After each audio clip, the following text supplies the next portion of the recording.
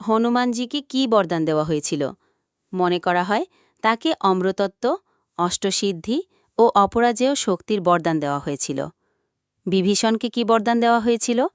মনে করা হয় শ্রীরাম তাকে ধর্মরক্ষক রাজা হওয়ার বরদান দিয়েছিলেন। অশ্বত্থামাকে কি বরদান দেওয়া হয়েছিল? মনে করা হয় তাকে অমৃতত্বের বরদান দেওয়া হয়েছিল, তবে সাথে অভিশাপও ছিল।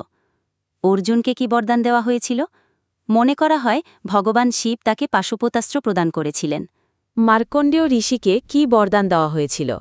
মনে করা হয় তাকে অমৃতত্ব ও যমরাজ থেকে রক্ষার বরদান দেওয়া হয়েছিল। প্রহ্লাদকে কি বরদান দেওয়া হয়েছিল? মনে করা হয় তাকে ভগবান বিষ্ণুর ভক্তি ও সুরক্ষার বরদান দেওয়া হয়েছিল। কর্ণকে কি বরদান দেওয়া হয়েছিল?